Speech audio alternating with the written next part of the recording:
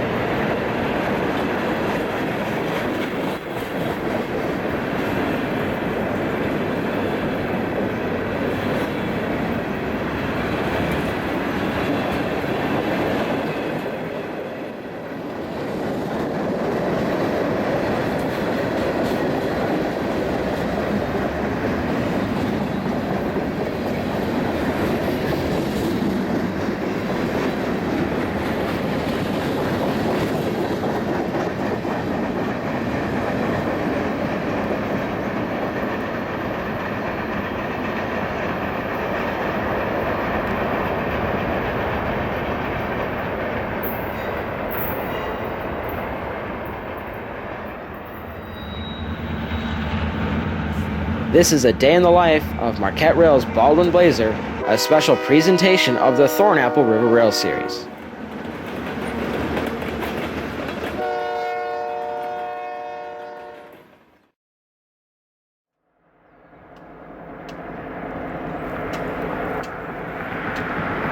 Welcome to Ludington, located on the eastern shore of Lake Michigan. We are overlooking the Ludington Yard, once utilized for staging cross-lake railcar ferry traffic by the Pere Marquette and later Chesapeake and Ohio fleet. To the left was the inbound yard, receiving westbound trains, while the outbound trains were originated at right. As the meeting point of the Ludington-Saginaw-Toledo corridor and the cross-lake fleet, the railroad maintained expansive facilities here, including the steam-era coaling tower still here today.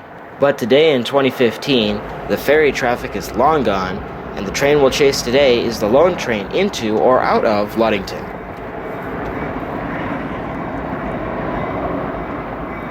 From the Pere Marquette Highway Bridge, we watch as the Ludington Yard job begins their work by shuffling cars on the rip track, plucking 2 sand service hoppers from the line, destined for Baldwin this afternoon.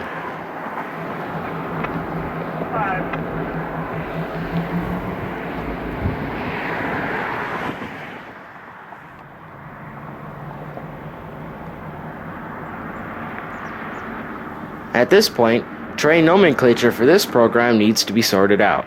The train we see here is the daily Ludington Yard job, whose duties consist primarily of serving the Occidental Chemical Co, Sargent Sand, and a couple of other smaller shippers in the Ludington area. Called daily each evening is the Baldwin Blazer, tasked most nights with a turn to Baldwin to interchange cars with the south end of the railroad.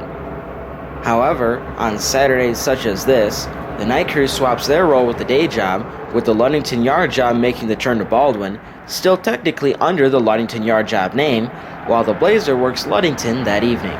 Because the duties of the regular Saturday job match those of the weekday Blazer, we will refer to this train as the Saturday Baldwin Blazer or Baldwin Turn, but in technical terms it is actually referred to as the Ludington Yard job.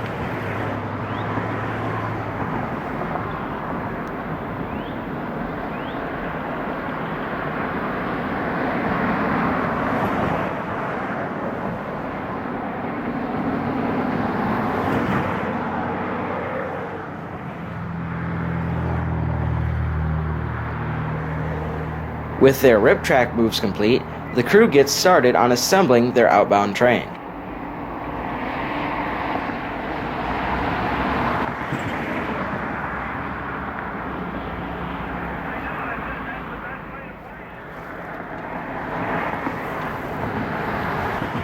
Per the usual, their outbound train is an 8-track, one of 3 yard tracks not sub-ended by CSX after the tracks to the ferry docks were cut back.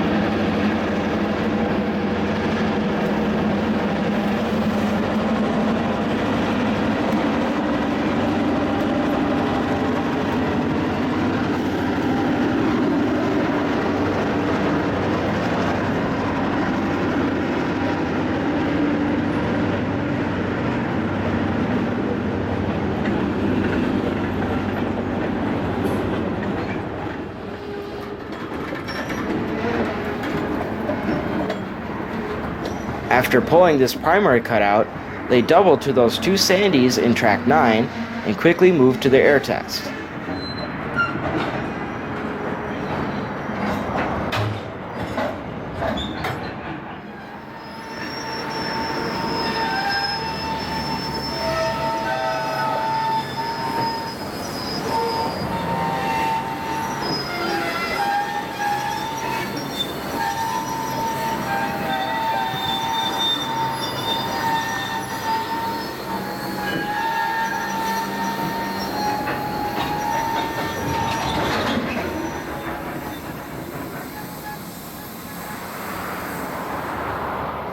Today's outbound consists of 17 tanks from Oxy Chemical, 6 cars of frac sand from Sargent, 11 calcium chloride cars, also from Oxy, plus 2 more Sandys from the bad order track, for a total of 36 cars behind the 2 GP38-2s.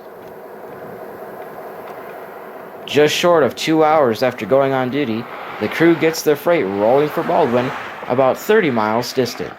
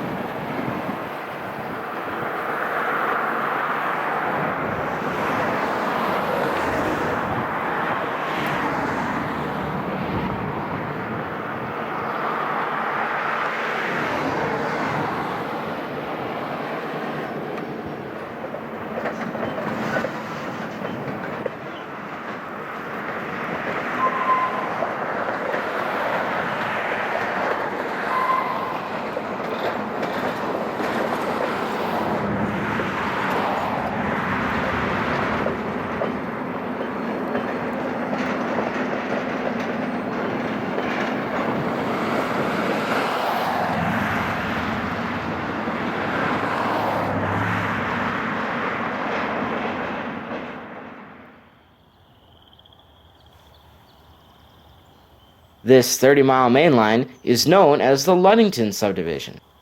Relatively flat and straight, it passes through the small towns of Scottville, Custer, and Walhalla before trekking through the Manistee National Forest the remainder of the way to Baldwin.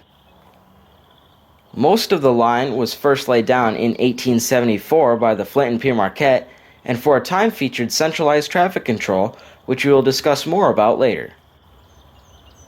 While at one point the line was good for speeds in excess of 50 miles an hour, today track speed is limited to just 25, with 10-mile-an-hour slow orders currently littering the line, with the only significant stretch of track speed remaining between Scottville and Walhalla. Our first run by of the day is at Stiles Road, a few miles east of Ludington.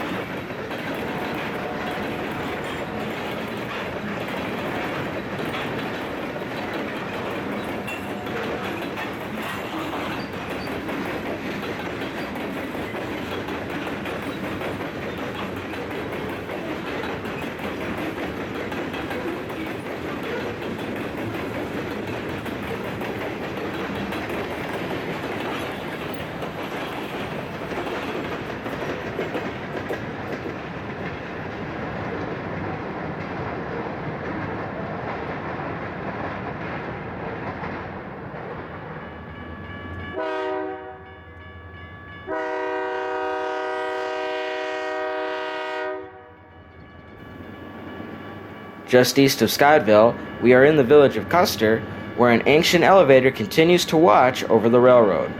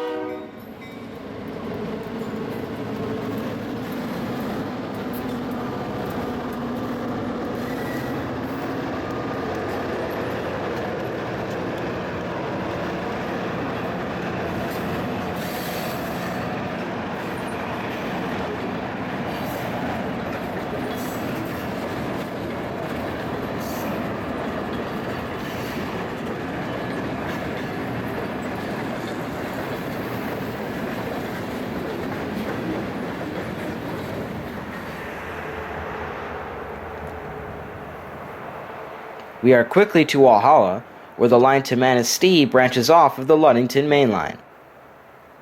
Here, the engineer brings the train to rest, as they have 5 cars to pick up. The Manistee main line can be seen curving off to the right, and a west leg completes the Y.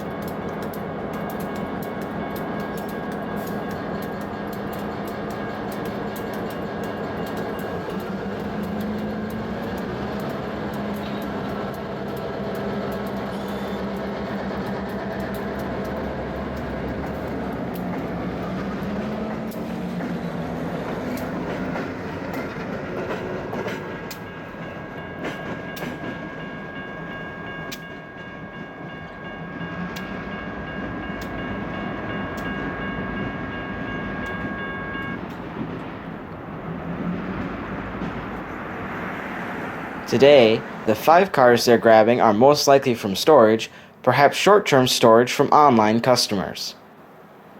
At times in the railroad's history, traffic to and from Manistee was also set out here, though the current arrangement sees the Manistee's Meteor making the full run to Baldwin, just like its Ludington sister.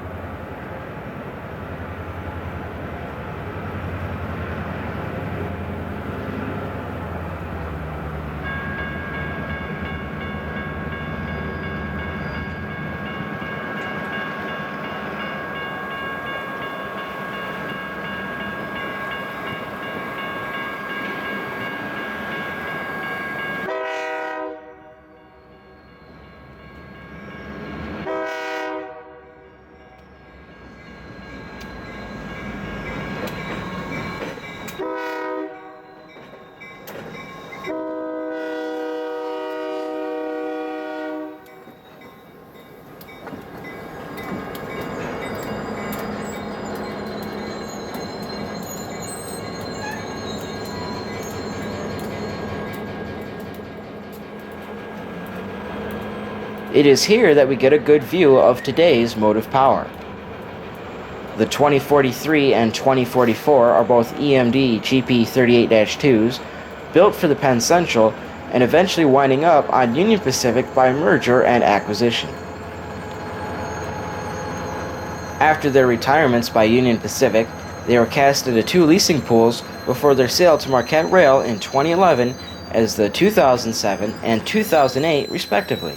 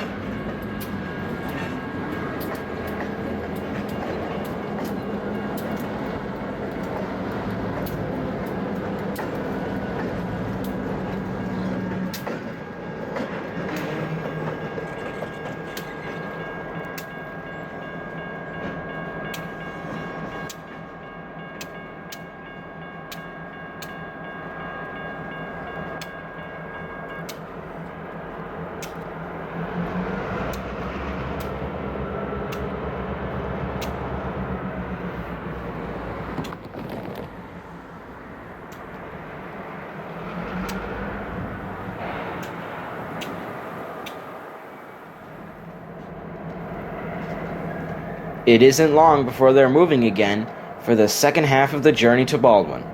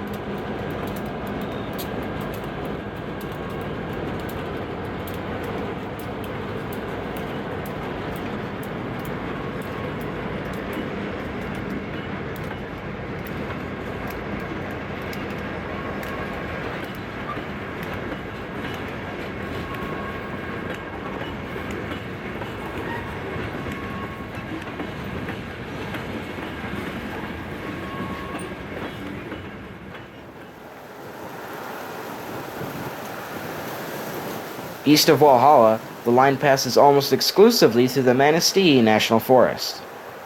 Near milepost 114, the road passes a location known as Rainbow Rapids. Today, it is a popular fishing and river recreation spot on the Pere Marquette River, but 100 years ago, it was home to one of the larger sawmills of the area, processing lumber from the nearby forest for use in building America. It was a significant customer for the railroad, no doubt, but after the forests were tapped out, so was the sawmill.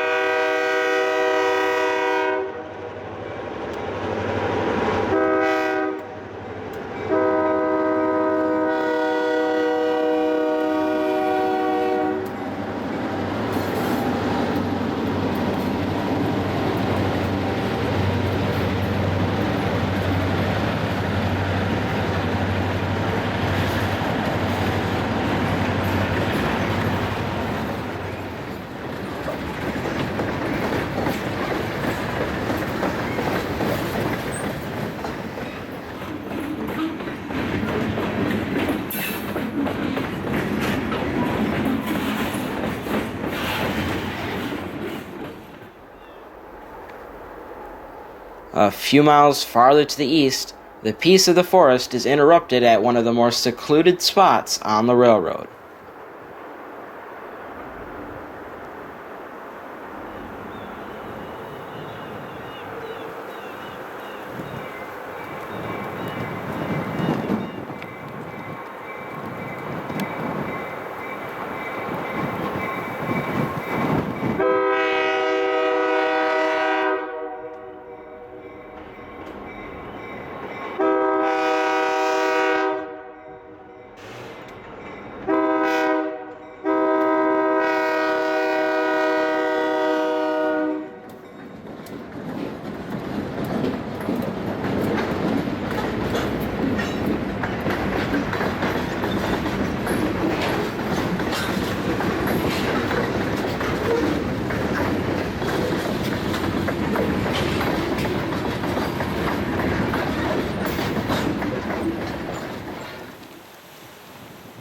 It isn't long after, and the train is rolling up to the western Baldwin yard limit.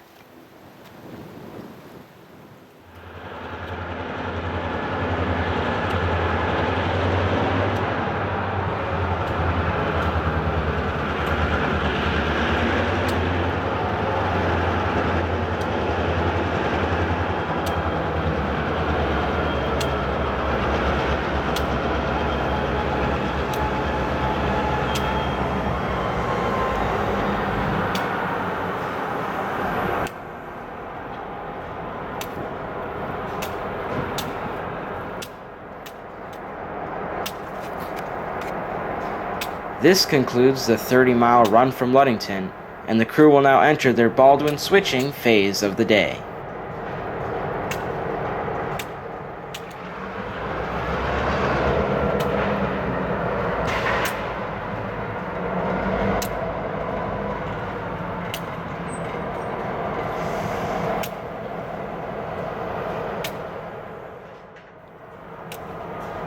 Baldwin was originally a junction town, with the Chicago and West Michigan crossing the Flint and Pere Marquette. Eventually, both became part of the Pere Marquette. The line north to Traverse City was the first to go, and the line east of the junction to Saginaw was removed in 1987 after the overhead ferry traffic dried up. This left the modern layout, with the Y forming the curve between the Grand Rapids and Ludington subdivisions. Presently, we are at the western yard limit, while the turn job has arrived from Sparta and is resting at 52nd. Also on duty is the Bald Eagle, and as the active switch job here will direct and assist the two road trains. First up, the Baldwin crew comes down to the yard limit to couple on with the Ludington job.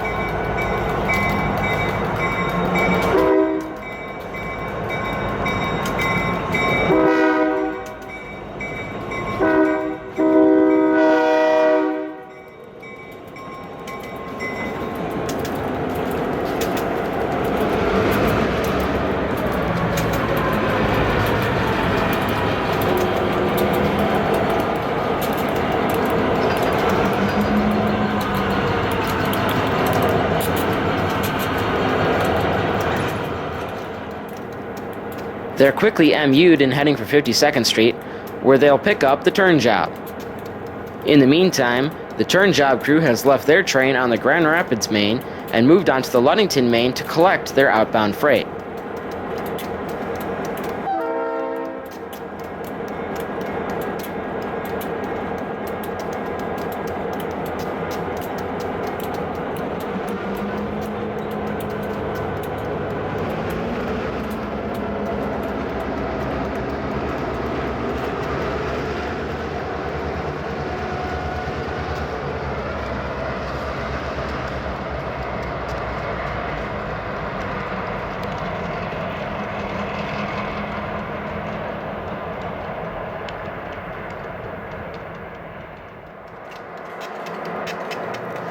The Bald Eagle and Blazer have come around the pass and are now coupled onto the inbound turn job, the same train we watched yesterday as Z151 in Comstock Park.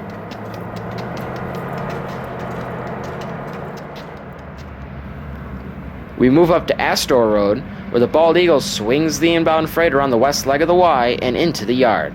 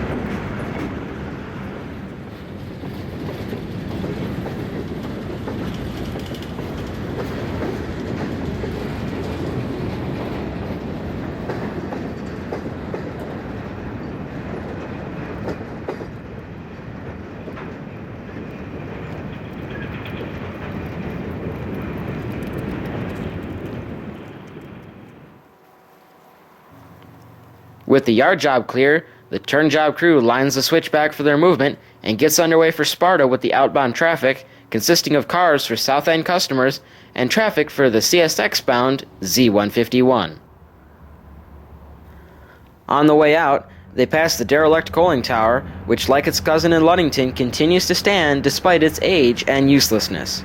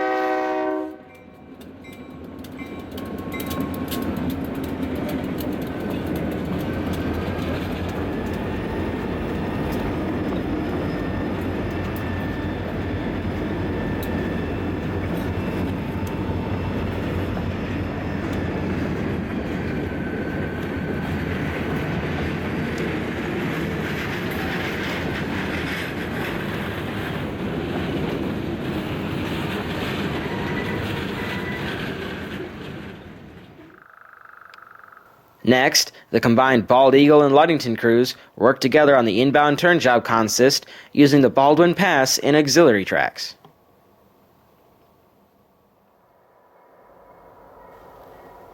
After splitting up the power, the Bald Eagle crew heads back towards us to collect the cut fresh from Ludington.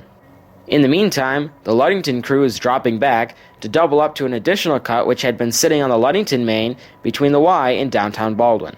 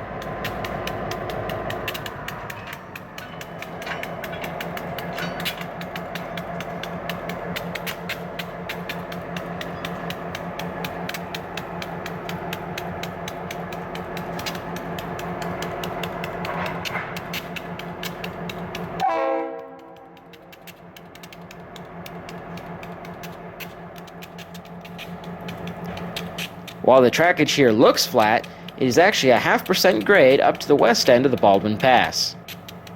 With the train consisting almost entirely of loads, the engineer skillfully puts on a show getting the tonnage moving upgrade with the solo GP38-2.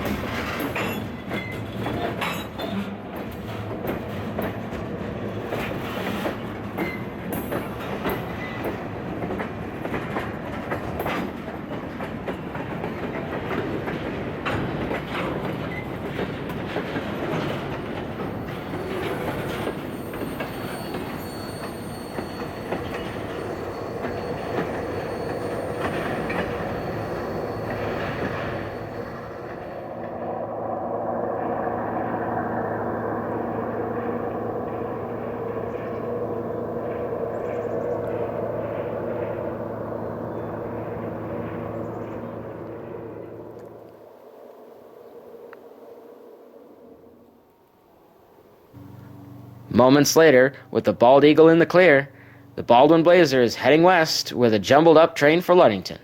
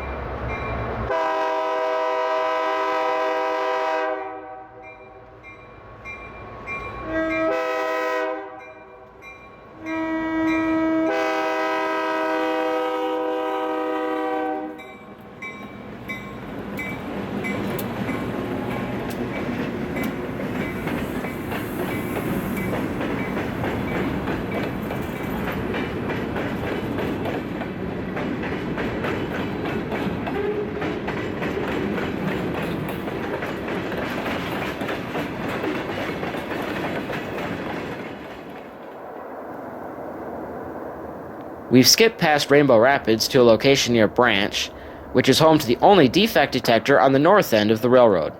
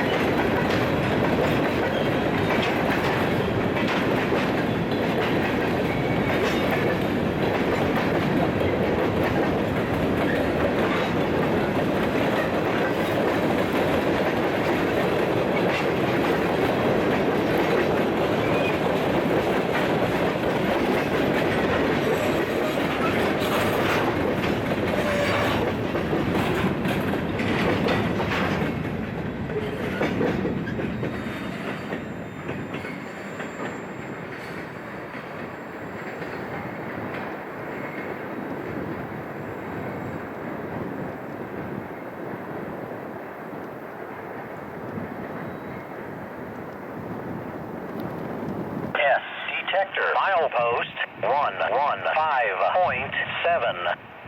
No defects. Repeat, no defects. Total axle 264. Train length 3195 feet out.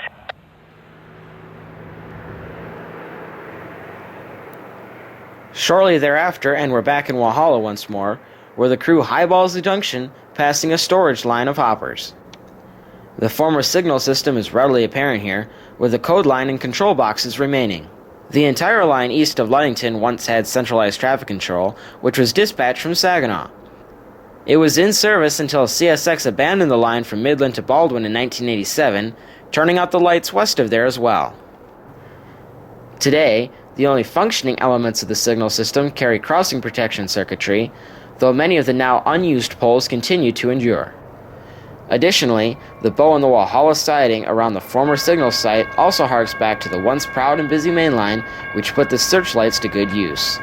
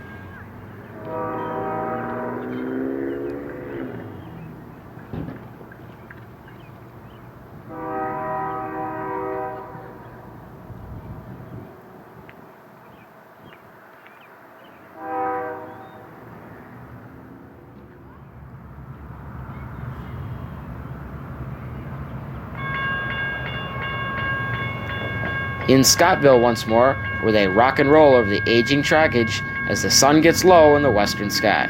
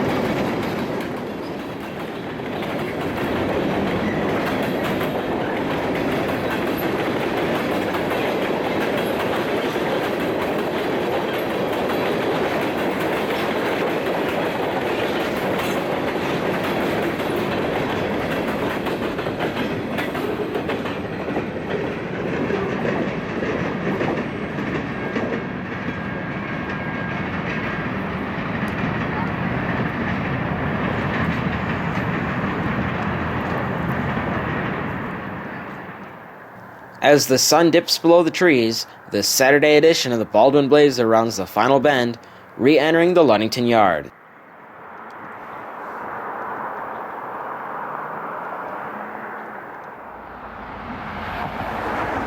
Unlike the trains of previous generations, she's eased down the main line and into the northern or former outbound side of the yard.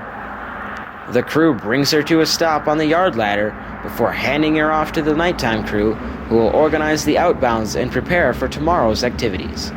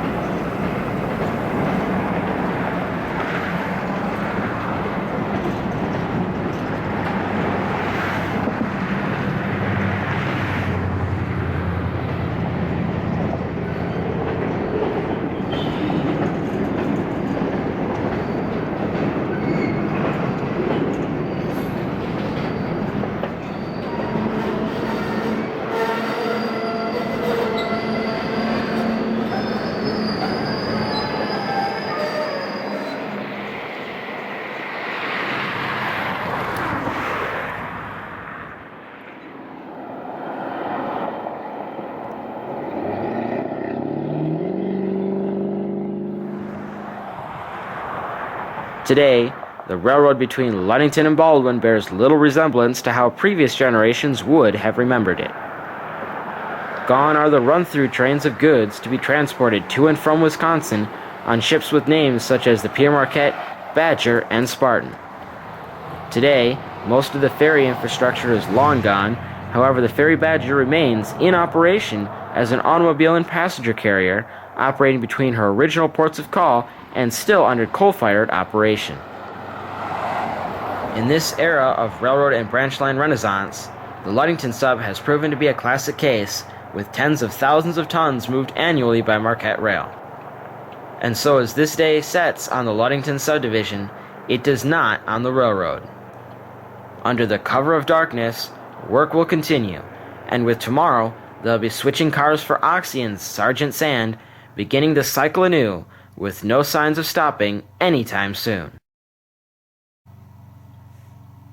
Thanks for watching this special presentation of the Thornapple River Rail series. For more high-quality railroading videos, subscribe and visit the channel page.